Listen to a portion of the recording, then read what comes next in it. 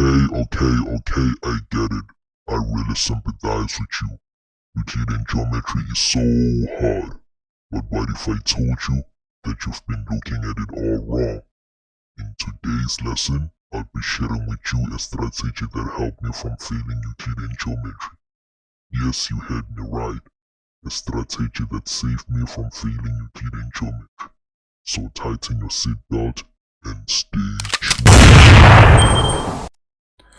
Okay, right. The strategy I'm going to share with you is called Dr. CPT. So basically here what you look at is every time you are given Euclidean geometry type questions, the first thing you want to check is, do you have any diameter? Then if you do, then check if you have any radius. Then check if you have any chords, parallel lines or tangents, right? So you might find all of this in one question, or you might find 2 or 3 of this. But then this is a good strategy to use, because you just check D, and then if there is no diameter, radius, and then like that. So let's check how you would apply that. So for diameter, D, here's for diameter. So you want to check all the theorems that are related to your diameter. So we have theorem 3 for that one, which says the angle subtended by diameter at the circumference of a circle is a right angle. So every time you look at your question and they tell you that for example here AMC is a diameter, you want to check if this diameter is subtending an angle at the circumference. And then if it is, we know that the angle that it subtends on the circumference has to be 90 degrees. So obviously you'd say B is equals to 90 degrees, and you'd offer your reason as angle in a semicircle. Also, applying that converse of theorem 3, if you see that you have a 90-degree angle here, you want to check if that 90-degree angle has been subtended by a diameter, right? So if obviously the line or the chord that subtends that angle, this angle here, passes through the center, then we know that is a diameter. Then let's move along. For R, you have the radius. Then we know you cannot have the radius without mentioning the center. So for the radius, you'll be looking at all the theorems that relate to the center and that relate to the radius. So for that, we have theorem 1, theorem 2, and theorem 7. So theorem 1 says a line drawn from the center of a circle perpendicular to a chord bisects the chord. So as you can see here, we've drawn a line from the center going all the way here, and we know that it bisects the chord. So this line here and this line will be equal. But then here there is an interesting phenomena that is happening. If we can draw here a line starting all the way from the center and it reaches to a point on the circumference, then we have a radius, right? So like that, we now have another radius. So we have radius ON and radius OP, and then we know since these two are radius, they are called radii. If we have more than one radius, so this is a radii, and we know that 2 radii are equal, right? But then if you can check at all this as a triangle ONP, you can see that now we have an isosceles triangle. So most of the time with your radius, with your radii, you will have an isosceles triangle forming, right? Then let's look at theorem 2. Theorem 2 is the one that says the angle subtended by an arc at the center of the circle is twice the angle the arc subtends at any point on the circumference of the circle.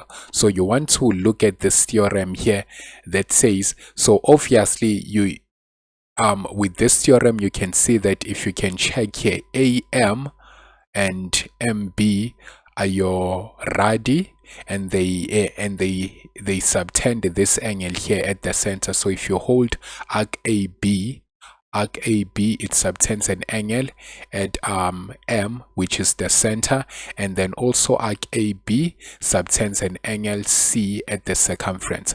Now the theorem says that an angle here will be twice an angle there, right? So for example, if we have all this angle C being 30 degrees, that means the angle here at the center will be 60 degrees. So an angle at the center is 2 times an angle at the circumference, right? So now you can see that again we have our radius, and then our radius subtending an angle at the center here. Also, this point from here, you can see that the point from M all the way to C is the radius. And then if you can check once again, here we have what we call an isosceles triangle, because you can see this is a radii CM and this is a radii AM. So if you can check at this triangle here, ACM, you can see that we now have an isosceles triangle. Similarly, for this triangle here, CMB, CMB, you can see that this is now an isosceles triangle because MB and CM are radii and they're equal, right? Then for theorem 7, we have a tangent to a circle is perpendicular to the radius at its point of contact. So now this says if you can draw a radius all the way from the center to the circumference here, and then you have a tangent being in contact with that radius, the angle that will form as a result of the two being in contact is 90 degrees, right? So now we are saying the tangent and the radius are perpendicular. So when it comes to you having a radius, you want to see if you have any of these theorems, if you can apply any of this theorem, 1, 2, or 7. Now we have C. C is for chords. Now if you see any chords, which you will obviously see, if you see any chords, you want to check if you can apply either of these theorems. So theorem 4 and theorem 9. So theorem 4 basically says an angle subtended by a chord or arc at the circumference of a circle on the same side of the chord are equal. So for example, if we can hold here, arc RT, and then RT, we can see that it subtends an angle M at the circumference, and also the same arc RT subtends an angle P at the circumference. So this basically means that an angle subtended by the same arc here on the same side of the circumference will be equal. In other words, if we have 30 degrees here on P, then it follows that M is also 30 degrees. And the reason you'd give for this one is that angles in same segment. So when your angles are on the same side of the chord or of the circumference, then they are equal, and they should be subtended by the same arc or chord. Then theorem 9 is what is famously called as the tan-chord theorem. It says the angle between a tangent to a circle and a chord drawn from the point of contact is equal to an angle in the alternate segment. So basically this one means that if we have a tangent here and a chord, the angle in between the tangent and chord will be equal to the angle in the alternate segment. What is the angle in the alternate segment? So if you can just hold the chord that is in between, if you can hold the chord here that is in contact with the tangent, so we hold chord AB, then AB, we can see that it will subtend angle C2 here. So we can see that chord AB here will subtend angle C2. So now this angle here is equal to this angle here. An angle between the tangent and the chord is equal to the angle in the alternate segment. That is to say, if for example here we have 25 degrees, then it follows that C2 will also be 25 degrees. Okay, so when we get to P, that's parallel lines, and then with parallel lines we know that if we have parallel lines, we have the shapes FUN forming, which we've been taught that maths is fun in a way to make us remember them faster. So this is it. So basically here, what we get from this one is that if we have angles here forming in between your parallel lines and they form like that, then it follows that these two angles are equal. So if you have an angle here and an angle here in between your parallel lines, then that means those angles are equal and they are corresponding. So these are called corresponding angles. So that means your angle C1 is equals to angle B. And then for this one, we have if it forms a U type of shape, then we have an angle here and an angle here. It follows that when you add these two, they will be equal to 180 degrees. So we say co-interior angles are supplementary. Remember, supplementary means add to 180 degrees. So in an example here, you might have 100 degrees, and then obviously we know that here you'll have 80 degrees. So when you add the two, they will obviously give you 180 degrees. Then we have alternate angles, which they form an N or a Z, either way. Then if you have an angle forming in between that shape N or Z, so those acute angles forming here, they will be equal to each other. So B1 is equals to D1, and for that reason we say alternate angles are equal, right? So these are the parallel lines. These are the angles that we get from parallel lines. So it's your corresponding angles, co-interior angles, and alternate angles. Then final one are your tangents. So if it is mentioned that you have tangent, you want to look at whether you can apply one of this or of these theorems, or maybe two of them, based on whatever that you are given. So theorem 7, theorem 8, and theorem 9. So with theorem 7 we have tan perpendicular to radius, which we saw when we were dealing with radius. So again here you can check if they said anything about the tangent. So a tangent to a circle is perpendicular to the radius at its point of contact. We've already spoken about it and said that if we have to draw a radius here and it meets with the tangent, we know that the angle that will be formed as a result of that is 90 degrees. And then theorem 8, this is tangents from the same point. So here we are given that if we draw two tangents to a circle from the same point outside the circle, then those tangents will be equal in length. So we have the tangent here all the way, that's ks, so this will be equal in length to kt. So we are drawing these tangents from this same point k outside the circle.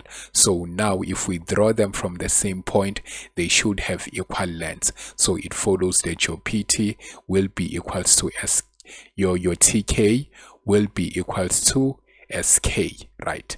Then theorem 9, this is the tan chord theorem again, which we have spoken about when we were speaking in terms of chords. Then the angle between a tangent to a circle and the chord drawn from the center of contact is equal to an angle in the alternate segment. So that is the one that we said that if we have A1 here, then it will be equal to C2, because this is an angle between the tangent and the chord, and it's equal to the angle in the alternate segment. Okay, now that we have seen the method, let's try to apply it here, right? So it says in the diagram O is the center of the circle. So we've been given the center there, and then points A, B, C, D lie on the circumference of the circle, and we are told that BOD is a diameter, right? So if we apply our Dr. CPT, we can already see that we have the diameter there, and then they say AC and BD intersect at E, right? So, and A1 is 51 degrees and B1 is 29 degrees, right? So now we have the diameter, and with the diameter we want to check if it subtends any angle on the circumference. So if we can look at the diameter BOD here, this is BOD, we can see that if we can hold the points B and D, we can see that they subtend an angle here on the circumference, which is A. So we know that an angle subtended by the diameter is equal to 90 degrees. So right away we know that all of this A is equal to 90 degrees, right? Then we want to check if we have any radius. So with the radius, we know that is any length from the center to the point on the circumference. So OD is a radius, and then OC is a radius, and OB is also a radius, right? But with this one, you can see that we have a radii here, a pair of radii forming an isosceles triangle, right? So we know with an isosceles triangle, the angles opposite the equal sides will also be equal, right? Then we have an isosceles triangle like that. Then let's come to the chords. With the chords, we want to check if there are any angles subtended on the same side of the segment, right? So if we can hold arc DC here, let's hold arc DC. We can see that DC is subtending an angle at A2, and then also the same arc DC subtends an angle on B2, right? So hold arc DC, you can see that it subtends an angle on A2 and also subtends an angle on B2. So that follows that B2 and A2, they are equal, right? Now we want to check if we have any parallel lines. So with parallel lines, it is not mentioned. Remember, you should not assume that any lines are parallel if it is not told, right? Then here, as you can see, it is easy to assume that AD might be parallel to CB, but then remember, these diagrams are not drawn to scale, and if you are not told, then your assumption is probably wrong. Then T are tangents. Do we have any tangents here? We don't have any tangents. Nothing is mentioned about the tangents. Okay, now let's try to answer these questions. We have 10.2.1. It says determine the size of O1. Determine the size of O1. If we can see O1 here is at the center, right? Now if we are given the center here, we want to check any theorems that relate to the center. And if we can check this one, we can see that chord CB here subtends an angle O1 at the center, but also chord CB subtends another angle A1 at the circumference. Now we can see the theorem that says an angle at the center is 2 times an angle at the circumference. So that means O1 is equals to 2 times 51, which is 102 degrees. And then for this reason, we say angle at center. So this is angle at center is equals to 2 times angle at circumference, right? So you have your O1 like that. Then 10.2.2 says determine the size of A2. So for the size of A2, let's check. A2 is here, right? And then we can see that we have already identified that this angle, the whole of this angle is equals to 90 degrees. So in order to get A2, we could just say A1 plus angle A2 is equals to 90 degrees. And what is the reason for that? We say this is angles on a semicircle, or angle on a semicircle, right? So let's just say angle on a semicircle. So this angle, this whole angle here is 90 degrees because it's subtended by the diameter. But then we do have the size of A1. So for A2, we're gonna have 90 degrees minus 51 degrees. So A2 now is equals to 90 minus 51, which is 39 degrees, right? So 10.2.3 says now determine the size of D. So here we have 90 degrees, and then here we have 29 degrees, and then obviously D, we can see that all of this ADB is a right angle triangle, right? And we know that angles, the interior angles of a right angle or of a triangle, any triangle in particular, is equals to 180 degrees. So we can say angle A plus angle B1 plus angle D is equals to 180 degrees, right? Now angle A, we know this, the whole of angle A is 90 degrees, and then we have the size of B1, which is 29 degrees, and then plus D is equals to 180 degrees. Okay, let's give a reason for this one. For this one, the reason is sum of interior angles of triangle, right? So we've equated all the interior angles of a triangle and they add up to 180 degrees. Now having to add this, what is 90 plus 29? So that should give us 119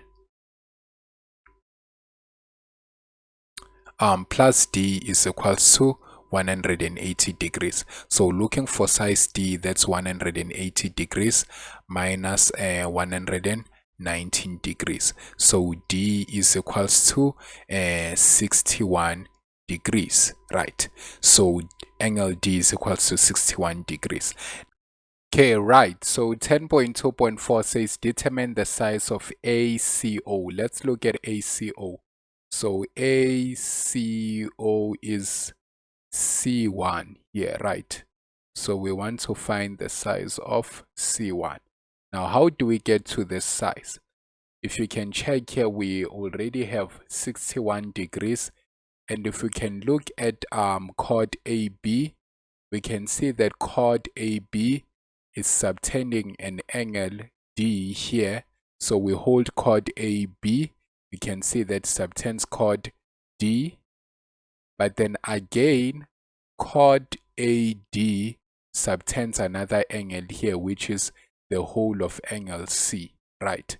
So in other words, we can conclude that angle D and angle C, they are angles on the same segment, meaning they are equal, right? But then how do we get to this angle here, which is only C1? If you can check here again, remember we said that this angle here, if we hold arc DC, this angle A2 is equal to this angle B2 here. We've already calculated A2, and then we said A2 is equals to 39 degrees, right? So which also follows that B2 is equals to 39 degrees. So for that one, we can say B2 is equals to 39 degrees. The reason is angles on the same segment, so we can see there and there. So angles on same segment. But then if B2 is 39 degrees, then C2 should also be 39 degrees. Why? Because we said CO and OB are radi. So C2 is equals to 39 degrees. The reason is OB is equals to OC. So this are both radi. Now if this is 39 degrees, and then here we have 39 degrees, then what is this angle here? We want to find this angle. But if you can check here, this is 61 degrees, and we are saying the whole of this angle is equal to the angle of D. So that means angle C1 plus angle C2 is equals to 61 degrees. The reason again is angles on the same segment, right? Angles on the same segment.